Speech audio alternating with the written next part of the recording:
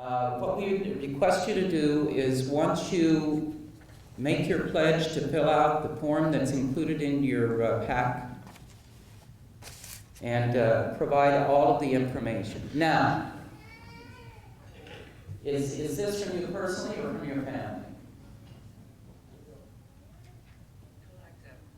It's from the family.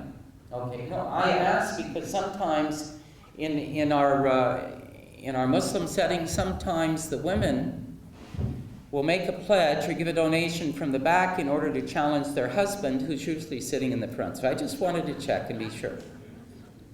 We don't want to leave any money laying on the table, right? So we have, and by the way, this means that the first and the greatest blessings this evening are taken by the Husain family. Everybody that's Muslim, say Allahu Akbar. And for those that don't understand Arabic, it means God is the greatest. It's a wonderful salutation, and it's a wonderful prayer to give when something good happens. So, who is ready to back up this wonderful contribution, this exceptional example, with a second pledge or donation tonight of $25,000? $25,000. Now your option could be to just simply spend $1,000 for every hour that Dr. High spent traveling for this event this evening. Anybody want to take up that offer? Remember where you came from? $25,000. Anyone? $25,000. Okay, so now everybody, since we have the first pledge, everybody else has calculated where you fit into the ladder, right? Okay. How many pledges this evening do we have for $10,000? $10,000. I'm sure that we have individuals with us by special invitation that are ready to make a commitment of $10,000 to this important institution building. I became a Muslim in 1973, and in the time since then, I have seen the growth of Islam, the growth of communities and Muslim institutions, and at the same time I have seen the world transformed. When I became a Muslim, the great enemy of capitalism was considered to be communism. Today, that's been flipped, and Islam is being painted, is being depicted, is being intellectually manufactured into the opposition of everything that's good.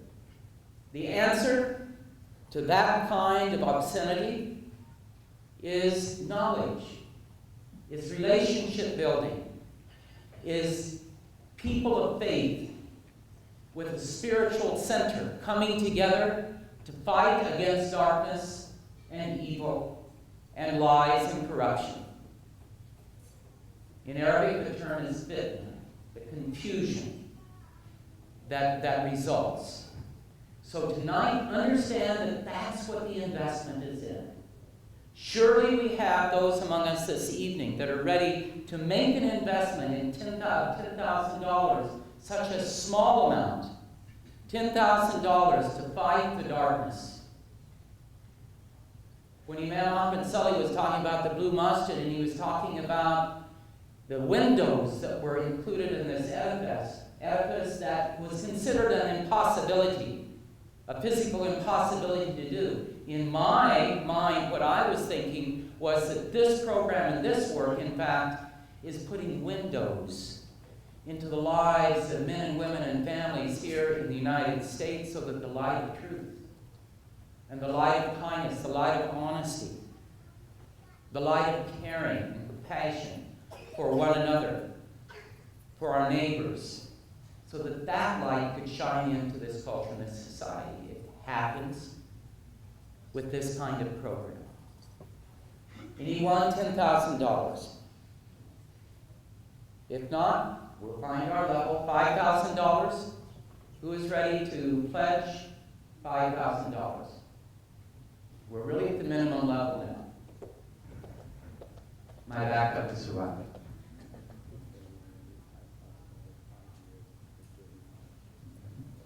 Imam Ahmed has reminded me of a special arrangement.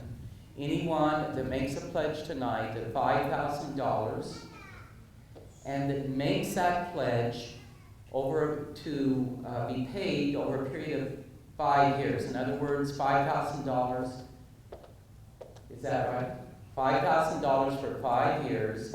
That money will be like 25. Well, it will be 25. Yeah. It will add up to 25. It will actually add up to 50, won't it? Because it will become part of matching money. Yeah, if it's for scholarships. If it's designated for scholarships, you have the opportunity of doubling the value of the benefit. Because scholarship money will be matched. Anyone? Anyone this evening? $1,000? I have one. Oh, $5,000. We have one $5,000. Is it one time or 5 times? Okay. He's thinking. So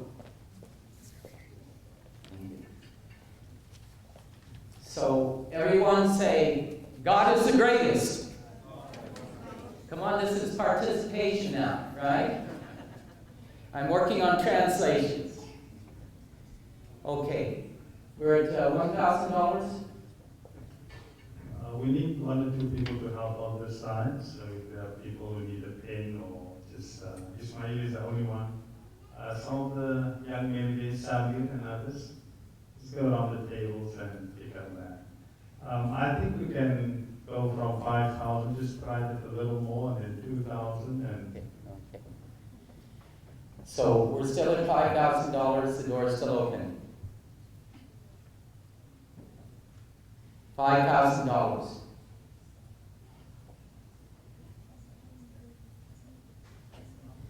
If it's a question of what you're going to use the money for other than this important work, just remember that Almighty God has promised that what we give in this kind of cause is going to be returned to us multiplied. So it becomes an act of faith. And it's been proven over and over and over again that this is a formula that works. I'm sure this is the reason that the High family this evening are able to make this commitment. Because they've been making these kinds of contributions year after year after year. But they don't accomplish this work by themselves. We need good people to also become part of the cause. Make your contribution, make your commitment this evening. Anyone else for $5,000?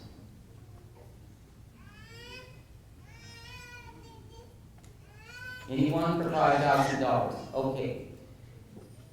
Is anyone willing to either donate or pledge $5,000 this evening if we can find 5 people, or let's say 2 people, that will each pledge $2,500, donate or pledge $2,500 to match it? Is there anyone that will make a $5,000 commitment under those arrangements with that kind of understanding? You'll see your contribution immediately multiplied, immediately responded to, God willing.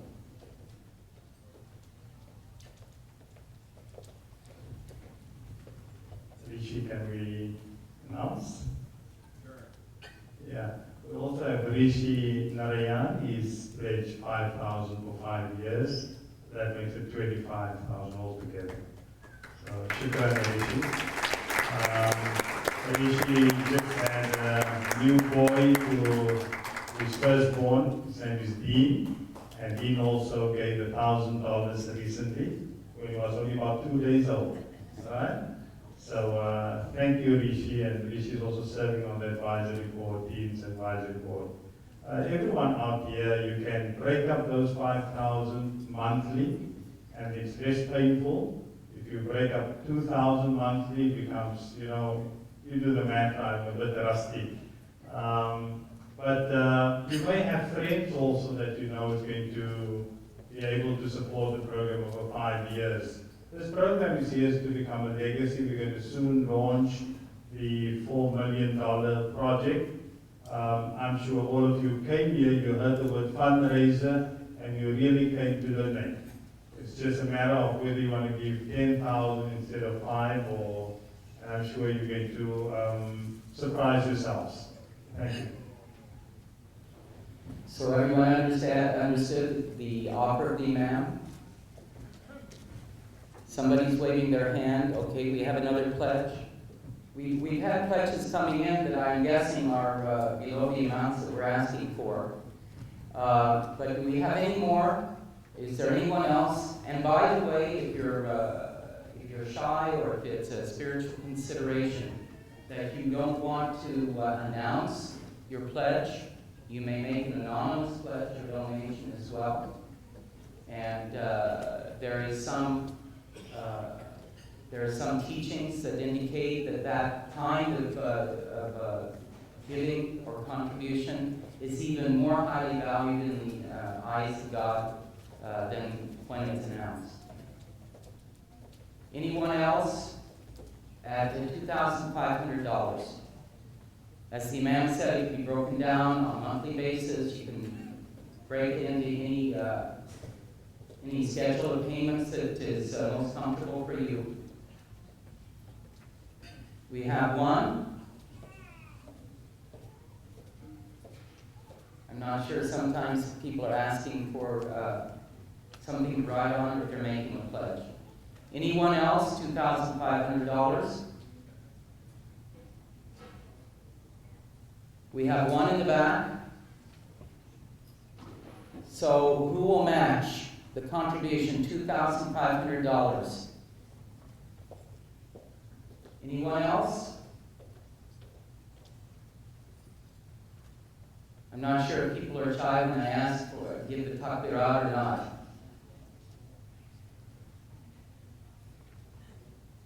Anyone else? $2,500. Okay, there should be many people in the audience this evening that are ready to contribute $1,000 each. One. Can we find 10? We have one. Where is the second one? We have two.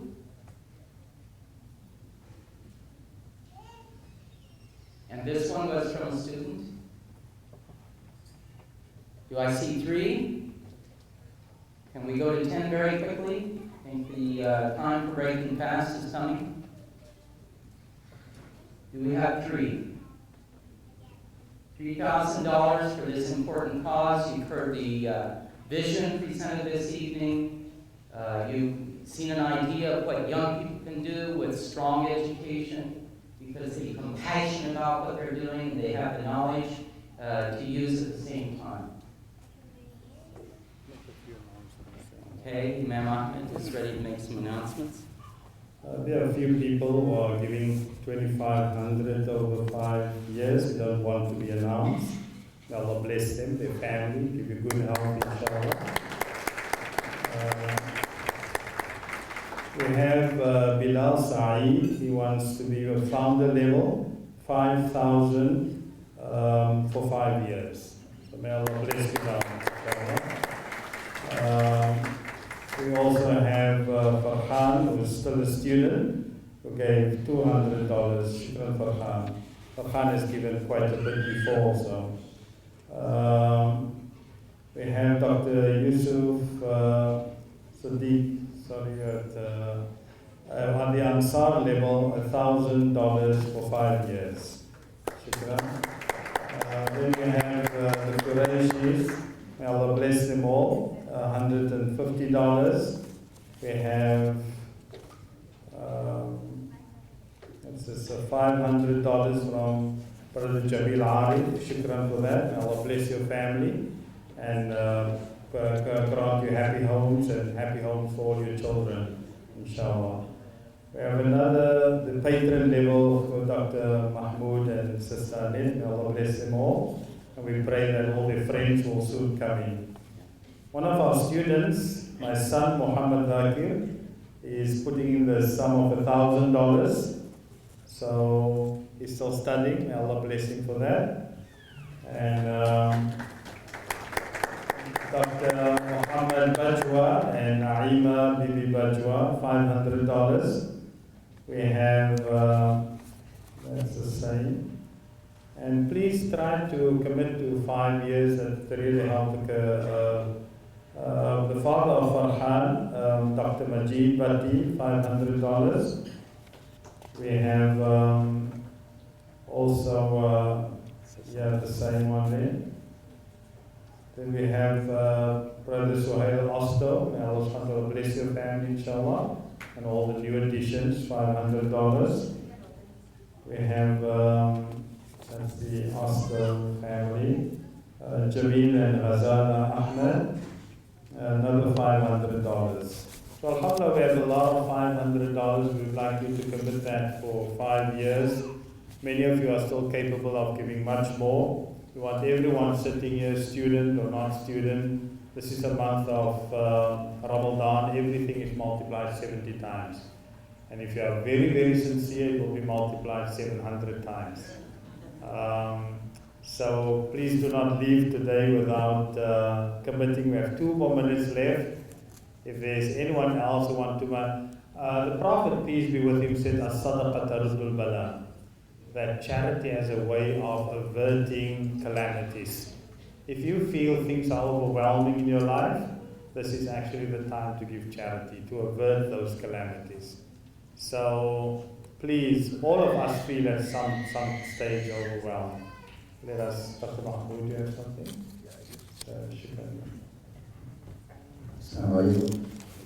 There are a few people who have sponsored this dinner today. Dr. Jiab Suleiman, Dr. Abdul Hafiz, Dr. Muzammil Ahmad. So please pray for them and their families too. We also have a Dr. Zain Shaykh also helped sponsor. And then we had other people like Qaid and Shadan gave money towards the corporate portfolio. So we thank them. Kamal and Afrah Al-Masmari, $1,000. So may Allah bless you all. Now, we are going to have our guest speaker. I think I've never been so impressed by the text of any speaker the way I've been by. That's why we invited him to tonight. So while we are going to eat, inshallah, we're going to have the benefit of listening to our speaker, just maybe 10 minutes after the iftar and the prayer. And please do not leave. We are going to have Sister Reem also speak tonight, and we're going to end with the prayer tonight. So we only got a warm up now. So feel free to change your minds and to double whatever you've given. Allah won't punish you for that. Allah will actually reward you for that. So there's sometimes when you're allowed to change your mind, especially when you do good. I'd just like to mention one more thing. I'm sure that there were a good number of people that weren't able to join us this evening because Ramadan is a very busy time. I'm sure there are many iftars that are happening this evening. So I would encourage everyone that has made a contribution or may not have made a contribution yet, please give some thought to people that you know that are in a position to become supporters of this important work. The information about how to make donations is available online. Everyone probably knows how to contact Dr. Pai or Imam Salih. But don't just let this slip out of your mind when you leave this evening. Because as we've been emphasizing tonight, this is institution building of the highest order. Bottom line. Just one last, now there's another anonymous donation, 1,000 for 5 years, which makes it 5,000 altogether. And one more, the Khan family, $150. Shukran so much. The Prophet, peace be with him, said that when the son of Adam dies, then everything gets stopped. The only thing that continues in the afterlife would be three things. The one would be pious children that we leave behind that will pray for us. We also have a charity in perpetuity, sadaqatul jariyah, and any knowledge we leave behind. So the professors are in a good business, the good industry. Any knowledge that you leave behind, as long as people benefit from that, you will get continuous rewards for that. So we've got the Sadaqah Jariyah. We are confident the community is going to come up with as much as we need over the next year, inshallah. And inshallah. There's also online options. You can also pay online. And small amounts. Small amounts. Your small change will make a change. So please hold your small amounts. Do not underestimate the value of those little dollars. Do not leave tonight without giving something in charity, and that's you're going to get part of the benefit. Let us ask Ray to close up, and we're going to say the adhan, and then we shukran for Dawud for a wonderful job. Give a round of applause to him.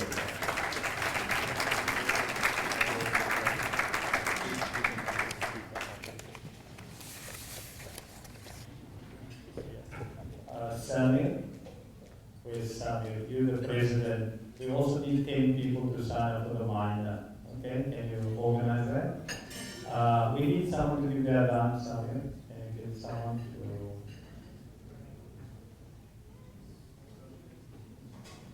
Okay, come forward, please. We are going to have a call to prayer, and some of you can join us for the prayer. The others can break your fast and have some music.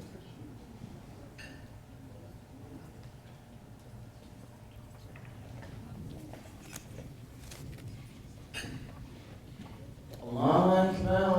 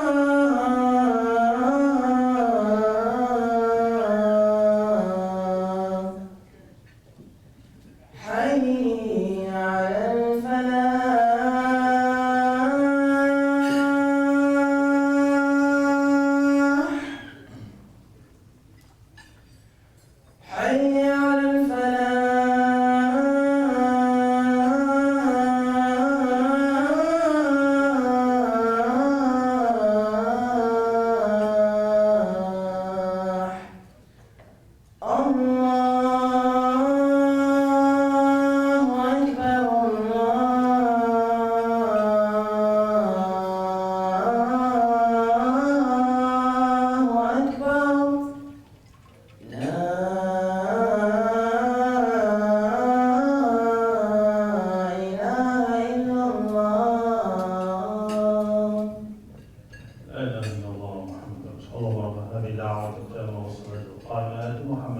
الوسيلة والفضيلة والشرف والدرجة الرفيعة وابعث مقام محمودا الذي وعدته وارزقنا الشفاعة يوم القيامة إنك لا تخلف الميعاد. Zohair Husain is joining us. And as I read his biography, a lot of the time he spent preparing for this sort of thing is just giving information.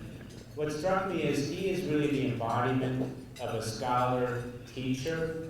And I say that because in academia we sometimes tend to break down into two paths. You either become a scholar and your business is writing and researching, and you stumble into the classroom once in a while and then stumble out again and pass things off to your teaching assistants. My wife had the fortune of studying with Norfolk Fry at University of Toronto. Norfolk Fry is a very important scholar in my field, and she said when he would come out to teach, he would have a clutch of legal pad papers with notes on it, and he'd stand in front and just read from those notes. So that's a scholar who might not have been a scholar teacher. But if just to quickly touch on some of Dr. Husain's accomplishments, and I'll stop talking because that'll make everybody much happier. Dr. Husain studied at he got his undergraduate degrees in international relations from the University of Pennsylvania in Philadelphia, where he was a popular speaker for a number of organizations while studying there. He completed his PhD in international relations from Penn and then joined the faculty of the University of South Alabama. Over the course of his career, he's taught a broad spectrum of international studies courses. His career has spanned 27 years. His publications include 2 books, one in its 2nd edition from Pearson Law on Global Islamic Politics, and the other, Global Studies, Islam in the Muslim World with McGraw-Hill, and he's published a number of articles, book reviews in peer-reviewed journals. In 2009, he received the Fulbright Teaching Award, and he taught, with that award, graduate courses for 9 months in Cairo, in the Cairo University's prestigious Department of Economics and Political Science.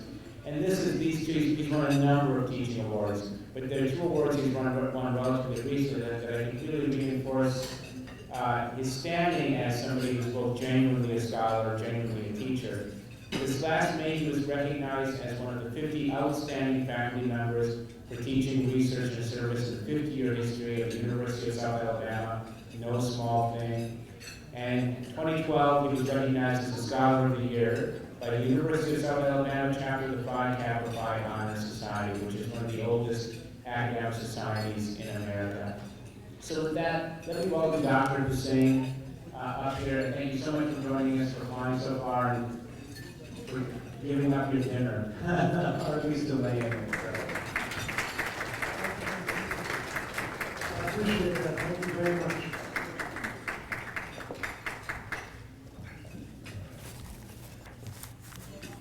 I think that's too small there. Thank you very much for inviting me, Imam Ahmed Saleh, and thank you very much for coming tonight to listen to me and also contribute to good causes.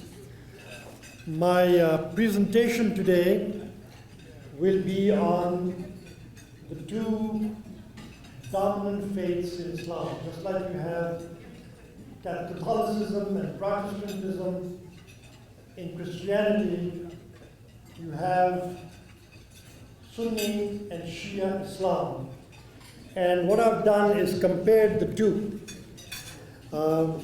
Since I didn't get much sleep last night, got only 1.5 hours sleep last night, I will be looking at my notes more than I should be. So please bear with me, because I don't want to overlook some of the most important points. I have in this very detailed comparative study of the 2 sects of Islam. As far as origins go, the term Sunni comes from the word Sunnah, which means the sayings and deeds of Prophet Muhammad.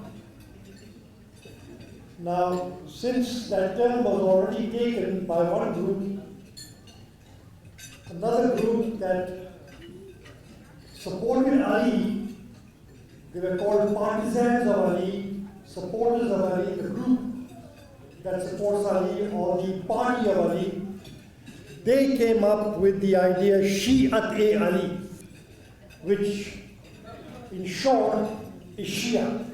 Okay? Shi'at-e-Ali, in short, or the abbreviated term is Shia. Now keep in mind the Shia also believe in the Sunnah, Prophet Muhammad's sayings and deeds.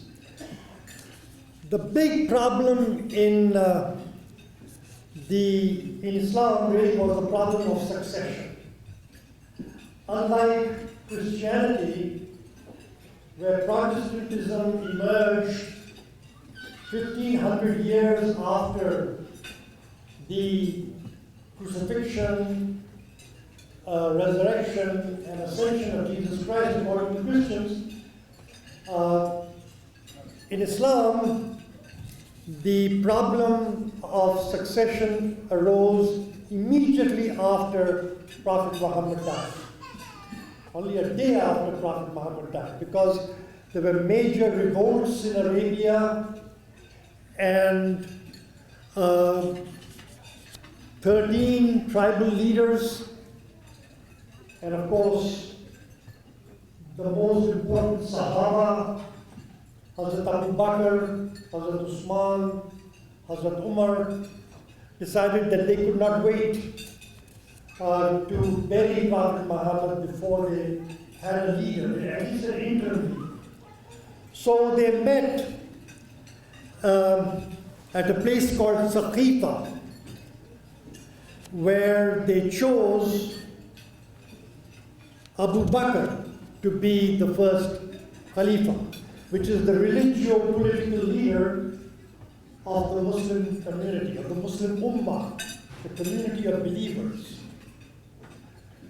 So they believe in the whole idea of Khilafat, right, based around caliphs. And the reason why Abu Bakr was chosen was because he was an elderly, righteous, honest, after all he was called Abu Bakr Siddiq, adult male who converted to Islam immediately after Prophet Muhammad proclaimed the faith in 610 AD. And he's the one who accompanied Prophet Muhammad on this dangerous journey from Mecca to Medina, which is about 200 miles away from Mecca, because there were lots of threats on Prophet Muhammad's life. So he accompanied Prophet Muhammad on that dangerous journey to Medina.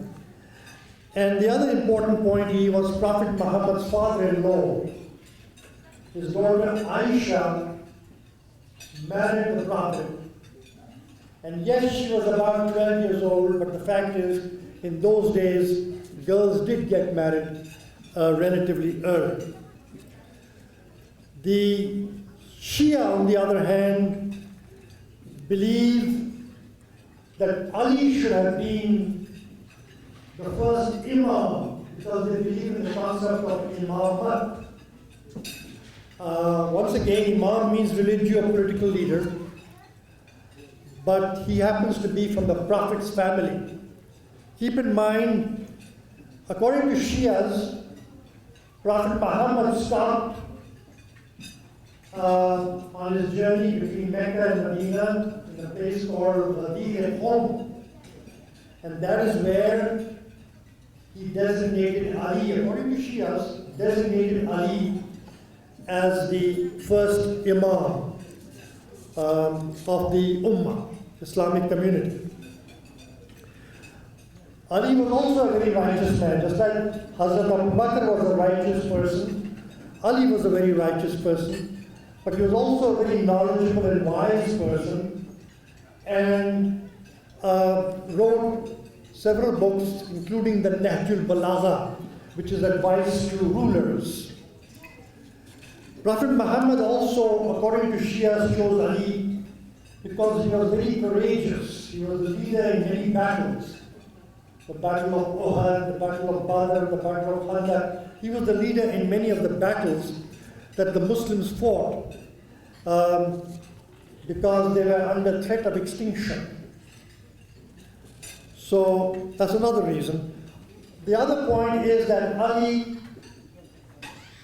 whose father was Abu Talib, adopted Prophet Muhammad because Prophet Muhammad was an orphan and brought him into the household, and so Ali grew up with Prophet Muhammad, seeing him as his role model.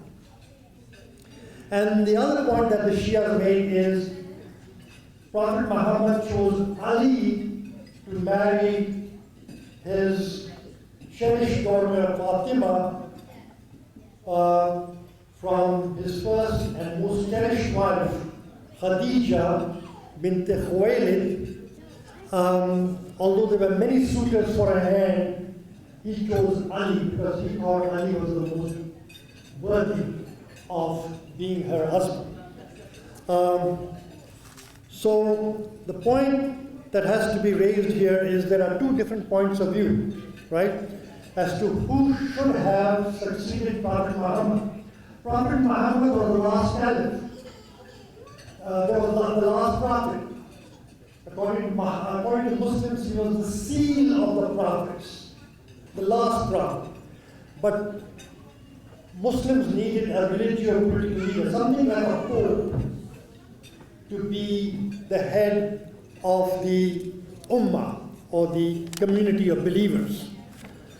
Keep in mind the majority mazhab of Islam is Sunni Islam.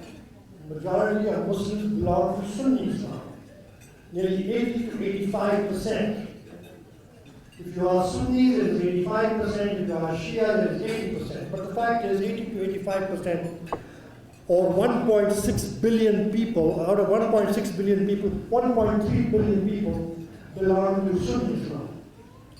And the other 300 million people, 250 to 300 million people belong to Shia Islam. Now, Sunnis claim that the majority because they follow the right path, the Sunnah, the trodden path of Prophet Muhammad. Shias, on the other hand, claim that the reasons why Sunnis are such a huge majority of the Muslim population is because of Sunnis leading empires. Many empires are Sunni empires, and obviously the curriculum in those empires was established by the government of the time. The majority of Sufis and the majority of traders and merchants that went to different countries around the world were predominantly Sunni, so they're the ones that proselytized the people who were not Muslims to become Muslims and gain converts. So another reason why there are more Sunnis. And then much of the Islamic literature studied in schools and colleges in most of the countries in the Muslim world. There are, by the way, 50 countries that are predominantly Muslim, huge Muslim populations. There are about 7 countries that are also part of the Organization of Islamic Cooperation, because there are 57 countries that are part of the Organization of Islamic Cooperation. 50 out of those 50 countries, 4 countries are Shia, majority Shia countries. Iraq, Lebanon, Bahrain, and Iran are 4 Shia countries. There are many commonalities between the two sects, major commonalities, besides this dispute about succession. For instance, they both believe in God Almighty, which Muslims call Allah, and Allah is the omniscient, omnipresent, transcendent, just, merciful God, and there's only one Allah. There is no son and no associate of Allah. So both believe that.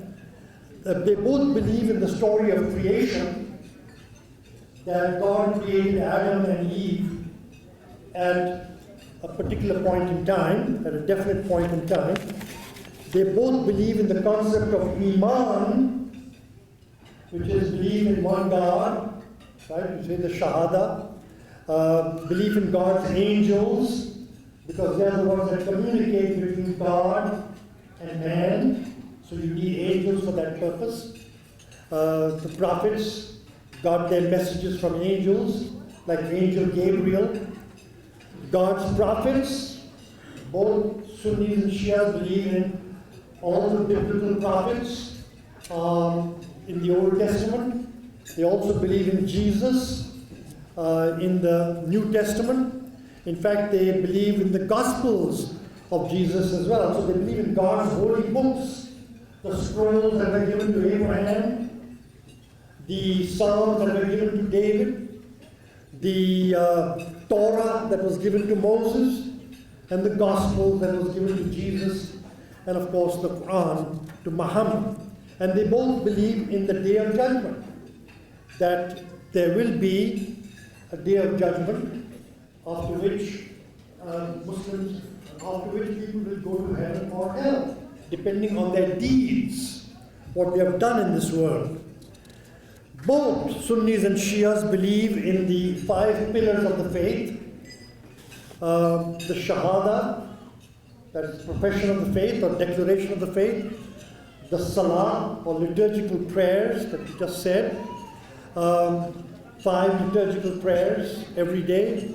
Zakat, the giving of 2.5% of one's wealth in charity to the poor, the needy, the orphans, the orphanages, a lot of charitable institutions, and Saum, fasting during the month of Ramadan that we have right now, which lasts for 29 or 30 days, depending on the sighting of the new moon. And finally, the Hajj, the pilgrimage to Mecca. And when Muslims go to Mecca, they also go to Medina, because the first house built to worship one God was built there by Abraham and his son Ishmael. So Muslims go there to perform the pilgrimage. It's all about Abraham's house and Abraham's dream in which he was slaughtering his son. And of course that dream was to test his faith. And Muslims slaughter animals in memory of that dream, because instead of his son, a ram was planted there by God for him to slaughter. So the entire pilgrimage is all about Abraham. Quran, both Sunnis and Shias believe that Quran was God's final message to humankind, and it was revealed to Prophet Muhammad over 23 years, between 610 when the revelations began and 632 when they ended, and they are in their original form. So both Sunnis and Shias believe that, and they both believe that it was Prophet Muhammad's greatest miracle. So keep in mind, Prophet Muhammad did not have any formal schooling, and according to Sunnis, he was called Ummi, illiterate. So the fact is that this was his greatest miracle, because the Quran is in classical Arabic, and it is a perfect text. So how could an illiterate person reveal such a classical version of the Quran? I'm moving on quickly to a concept called original sin. I'm skipping angels, I'm skipping shaitan. Both believe in the concept of Satan, the devil, but I'm getting to original sin, which is a very important point. Muslims believe that human beings are born sinless. A newborn baby is sinless, does not come with original sin, and does not need to be baptized. And the fact is that the first person who sinned was Satan, not Adam and Eve.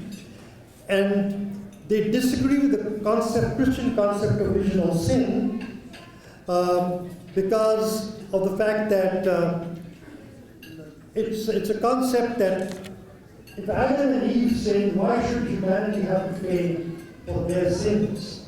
Okay? If somebody commits murder, they go to jail, not their children. So that's one idea that Muslims give for the concept of original sin being wrong. And the second is, Adam and Eve apologized to God and said they made a mistake. Please forgive us. God is all forgiving, and God did forgive Adam and Eve for eating from that tree of knowledge in the center of the Garden of Eden. The other commonality that both have is about Prophet Muhammad. They believe that Prophet Muhammad was God's last prophet, and they believe that that Archangel Gabriel revealed the Quran to Muhammad, which was the continuation of the same message that he had revealed to all the prophets that came before Muhammad. So there's a commonality on that. There's a commonality on the belief that Muhammad was a perfect human being, insan kamil. They both believe that Muhammad established the perfect Islamic state in Medina between 622 and 630 CE, which is the Common Era. Muslims refer to the Common Era, CE, just like Jews do, while Christians refer to AD, 622 to 630 AD. And of course, the Islamic governance continued in Mecca by Prophet Muhammad for another 2 years. So the holy cities for Muslims are Mecca, Medina, where Prophet Muhammad established his Islamic state and where he is buried, and Jerusalem, where there are lots of shrines to many biblical prophets, including Abraham, David, Solomon, Moses, Jesus, and Muhammad. So the fact is that these three cities are holy for both Sunnis and Shias. The Sharia is sacred for both Sunnis and Shias. And the fact is, both the Orthodox and fundamentalist Sunnis and Shias want to implement Sharia law in an Islamic state. The concept of ijtihad is common to both Sunnis and Shias. That means the concept of independent reasoning. Okay? The concept of the Mahdi, the Savior that will come at the end of time, is common to both Sunnis and Shias. The view of humanity, that human beings are God's highest creation. Once again, Sunnis and Shias believe this in common. The humanity's problem, not following the straight path, is humanity's problem. And the fact is, of course, the straight path, according to Muslims, is revealed in the Quran. And so the fact is, follow the Quran, and that's where the straight path is. And if you don't, it leads to misfortunes. Both believe that.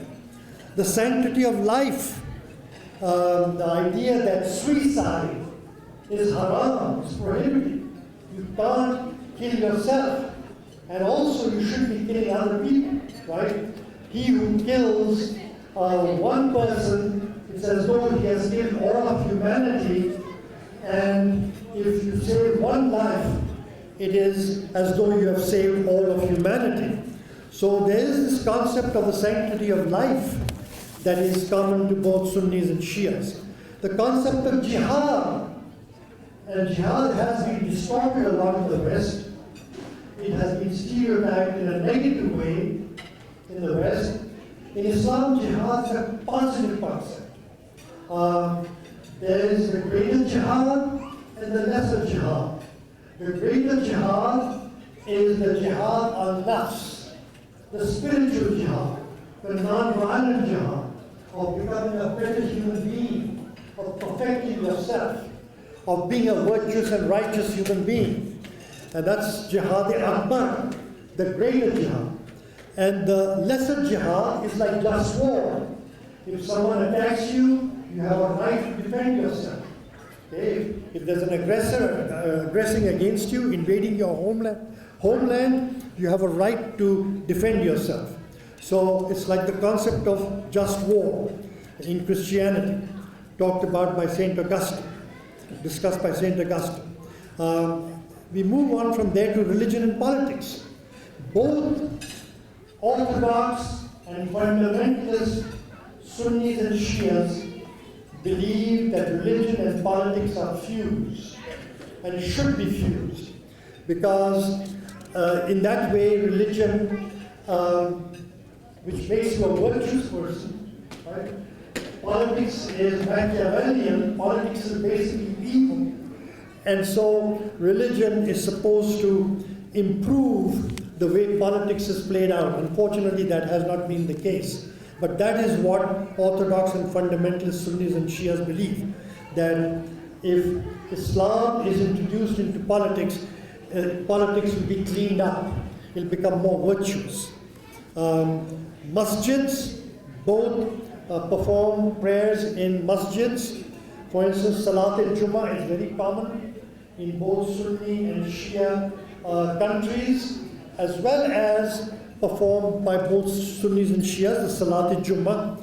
Madrasas, most Muslim parents send their children to madrasa schools or Islamic schools to learn Arabic, to learn the Quran, to learn the Hadith, Prophet Muhammad's sayings, to learn about his life, Seerah, to learn about his deeds, while they also enroll their children in kindergarten,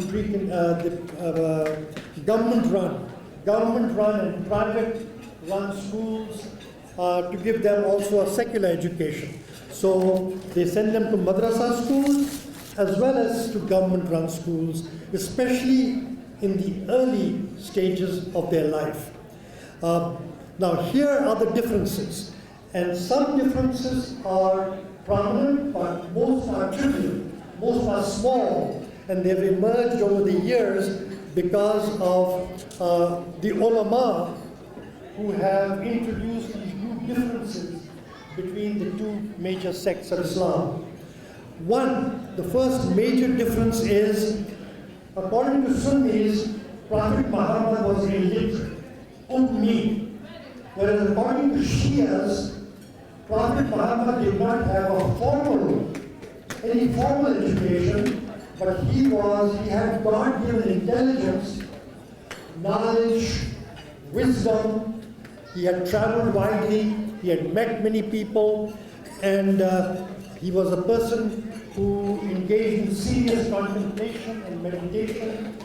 And so he was not ignorant or illiterate in the way that generally people think an ummi would be, an illiterate person would be. The other point is, Sunnis believe Prophet Muhammad was fallible. He was a human being after all, so he was fallible. And he was only infallible when it came to revealing God's message, when it came to religious issues. He was infallible. According to Shias, Prophet Muhammad was infallible because he had something called Nur Ilahi, right? The light of the divine, or divine light that had been placed in him by God. And all prophets have this divine light that Prophet Muhammad had. So this is a big difference between Sunnis and Shias. The other difference is in the Hadiths. Sunnis place a lot of emphasis on the Sahih Sitta, which includes Sahih Bukhari and Sahih Muslim. There are 6 books that Sunnis emphasize, and Shias emphasize additional books that were compiled by their imams, by their religious leaders. So there is a difference there. The difference between Khilafat and Imamah is very important. Shias believe in the concept of Khilafat, which I've already introduced, that the Khalifa is the supreme religious political leader of the Ummah, whereas in the case of Shias, the Imam is the supreme religious or political leader of the Ummah. Go ahead. Okay. Go ahead. I'm so sorry. Say, if you want to, there's dessert in the back and there's coffee over here. Some of the kids are starting to move a little bit in front of the speaker here. It might be a little bit distracting. So if you could maybe sugar them up with some cake or something to keep them by the table. I don't know how hard to take. So thank you very much. Oh, thank you, brother. Appreciate it. So the concept of Khilafat in the case of Sunnis, and the case of Imamat in the case of Shias. And Ali was, according to Shias, Ali was the first Imam, and then he was followed by his descendants. There were 11 descendants that followed him. The 12th descendant disappeared because he was threatened, he was going to be killed, but he will return at the end of time, according to Shias. He is the Mahdi that will return at the end of time. According to Sunnis, the Mahdi has not still been born. He will be born at the end of time, and that is when he returns, right? That is when he will come at the end of time. The Mahdi will come at the end of time. In other words, the savior of humankind will come at the end of time, according to Sunnis. But he is not yet born. According to Shias, he's already been born, and he will resurface and come at the end of time.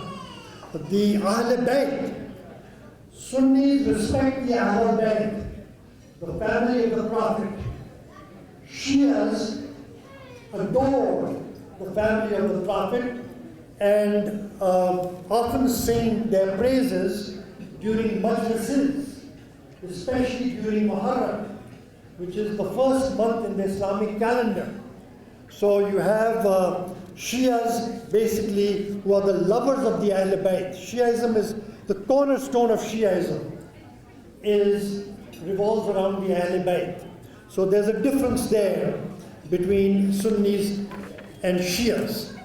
The other point is, we already heard about fasting. Shias start their fast about 10 to 15 minutes earlier than Sunnis, and they end their fast 10 to 15 minutes after Sunnis. These are trivial matters, very trivial matters. The other important thing is time marriage, which is a big difference. Time-constrained marriage.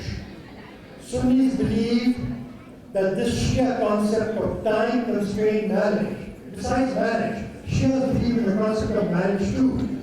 But they also believe that somebody who is fighting in a war or has traveled to a different country can get married to somebody for 1 day, 1 week, 1 month, 1 year.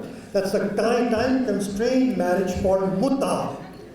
It's just like a marriage, but it's only for a fixed time period. The regular marriage is to death do us part, till death do us part. The time-constrained marriage is for a limited time.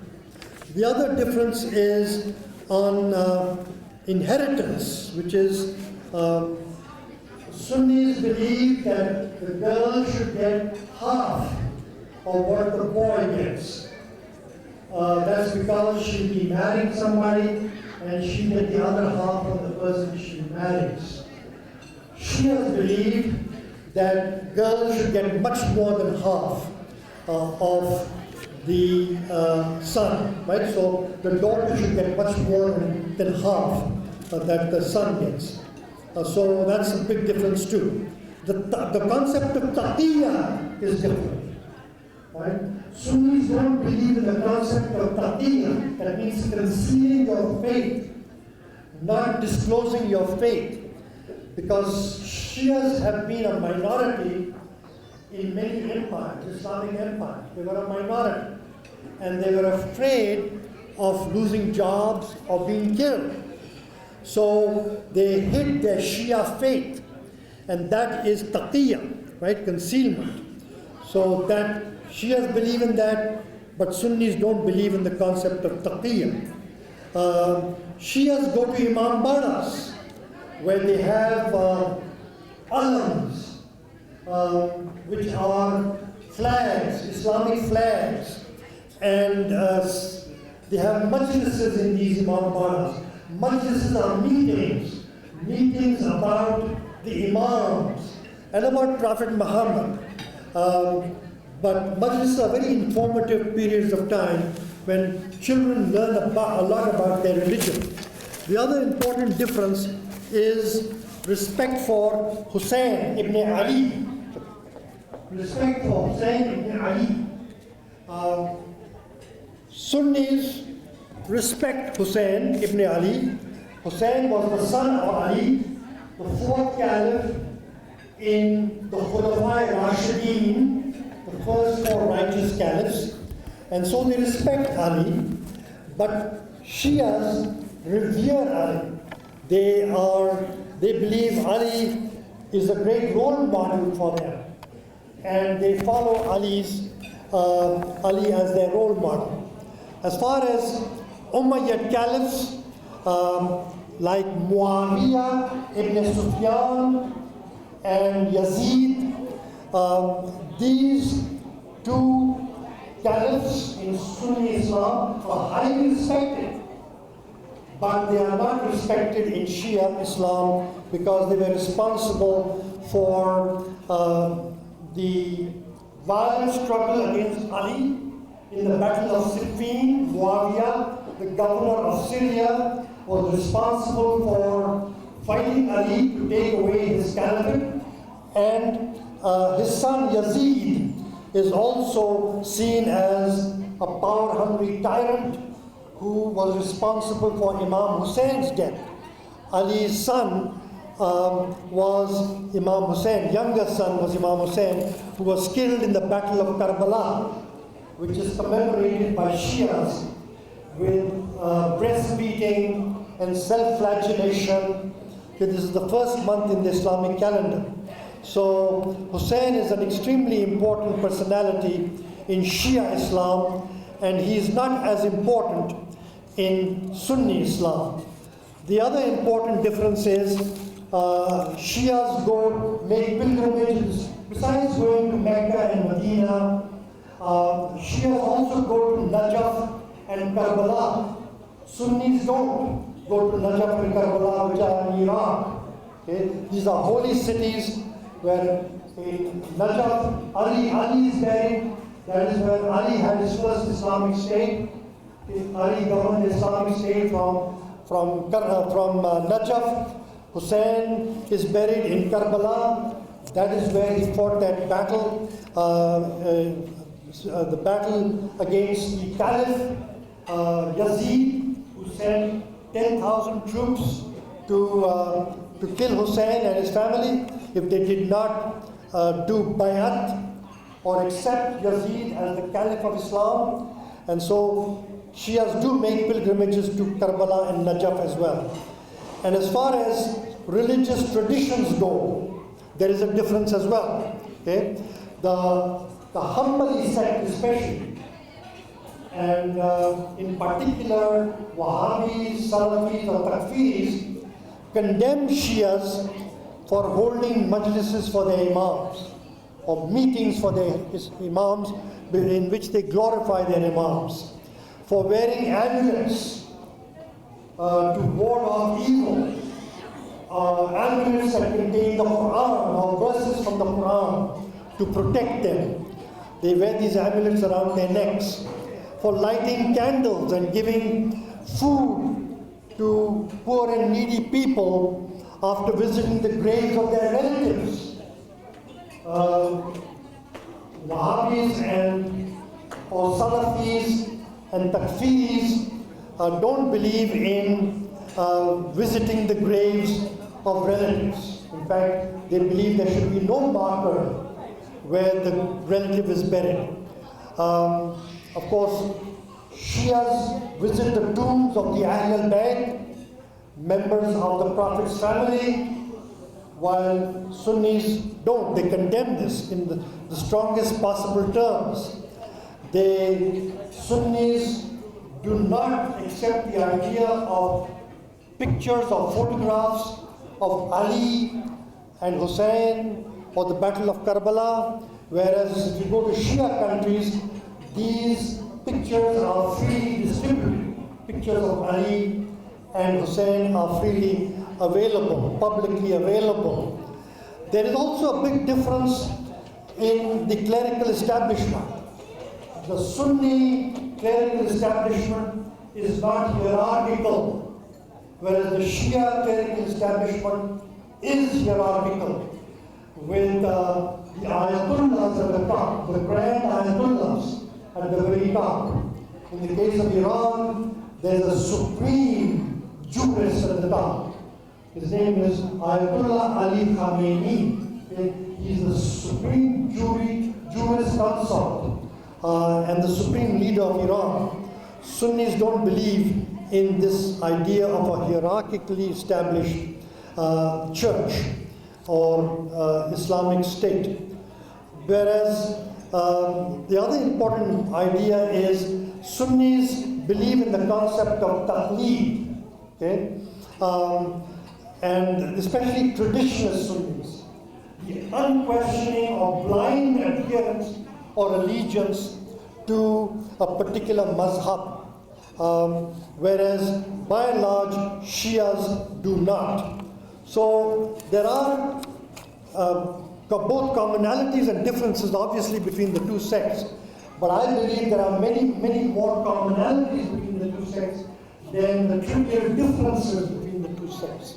There are some differences that are significant, but majority of the differences are really trivial, and they should be bridged because there will be more conflict in the Muslim world if these differences are not bridged between the two sects. Obviously, parents have a role to play, schools have a role to play, the ulama have a role to play, scholars have a role to play, community leaders have a role to play, political leaders have a role to play in emphasizing the tolerance, the middle way which Islam is famous for, and open-mindedness, patience, and understanding.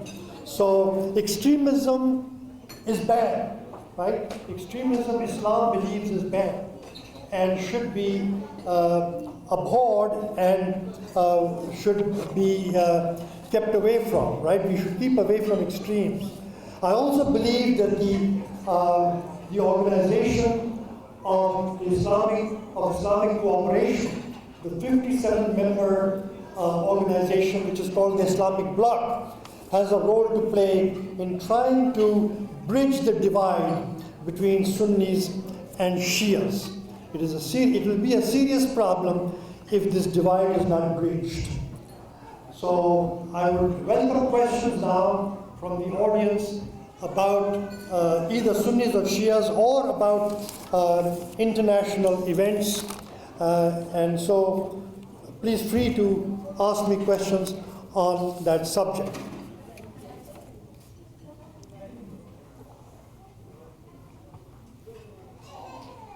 I guess people want to go home. All right. Thank you for listening.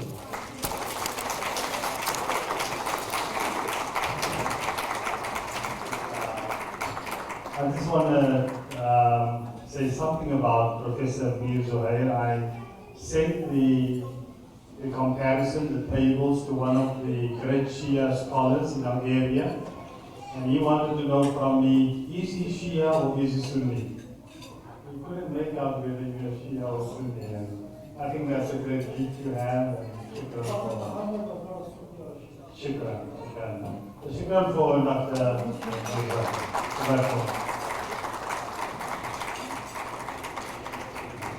Okay, Assalamu alaikum. We have one more speaker. I think it's very appropriate that we conclude with the words of another student. And I'm going to put my glasses on here, so I had to move behind the podium. I don't normally do that.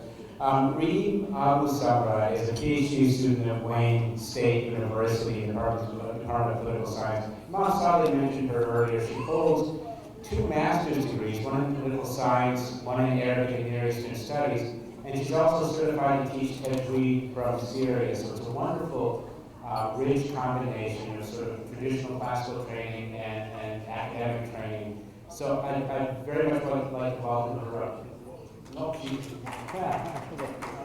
she has been participating.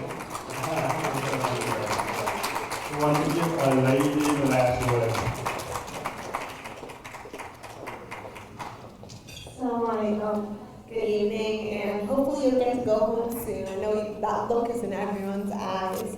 Don't worry, I'm a teacher, and I teach like freshmen most of the time, freshman college students, and usually they don't live past 5 minutes of lecturing. So I've taught myself to lecture in under 5 minutes or less, and then break for group discussions. So don't worry, you'll have me up here for about 5 minutes max. Probably less than that because I'm a fast speaker. So basically I wanted to talk about the importance of having an Islamic studies program in terms of a religious studies field.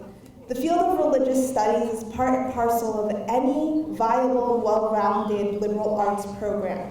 Religious studies programs help students appreciate the values and heritage of people living in an intercultural, highly diverse milieu of the 21st century America, as well as this increasingly globalizing world. Typically, they serve to explore the big questions about life from various perspectives. They enhance and deepen our knowledge and our understanding of our own religious traditions as well as others. And they help us gain more insight into political, social, economic, artistic, and cultural behaviors that reflect our current realities. In America, our biggest caveat has been the underrepresentation of Islamic studies programs. Look around at our local imams and scholars. One of two things happen to them. One, they either have to leave the country to study Islam or go abroad, or two, they're forced to create a niche in which to explore Islam in a subfield of a subfield of a subfield in some irrelevant field. Personally, when I applied to graduate school, I had applied with the intention of studying Islamic political philosophy as well as the hermeneutics and interpretations of the Quran. And every program I had applied to completely lacked any type of curriculum that cultivated that study.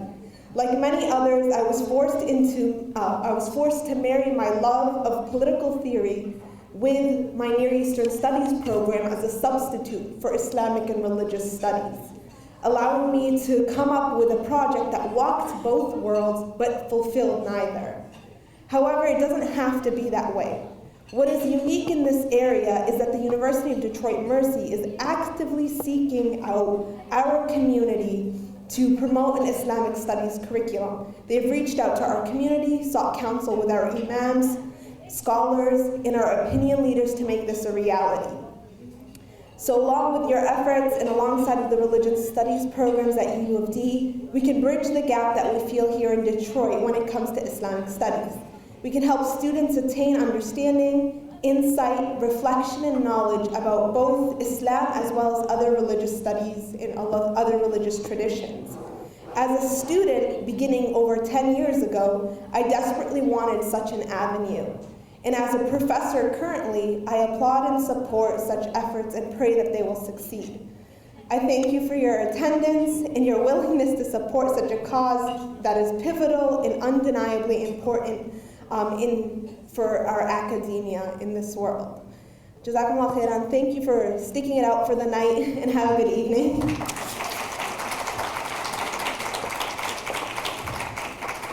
Okay, thank you everybody for attending tonight, for being here. I was just thinking, my wife and I attended a study session with Sheikh Yahya Rhodes. He was in Detroit the other night, and he was reading from, it was a chapter from Imam Ghazali's book of the section of fasting from his book on the Inner Dimensions of Islamic Practice. And the cover of the book had a picture of a cornucopia on it. And Sheikh Yahya mentioned how kind of funny it was that this is a book about fasting. There's this, the cornucopia, it's a Thanksgiving image, it looks like a horn with tons of food rolling out of it. Do you know what I'm talking about? There you go. But it was funny, this evening served that kind of cornucopia, just overflowing with a lot of wonderful things, and it overflowed maybe a little bit longer than we intended it to. But it was a very rich evening, and I want to thank everybody who came to speak and who took part. And I'd like to ask Imam Saleh to close us off. with a few final words and maybe a prayer. Okay, smile.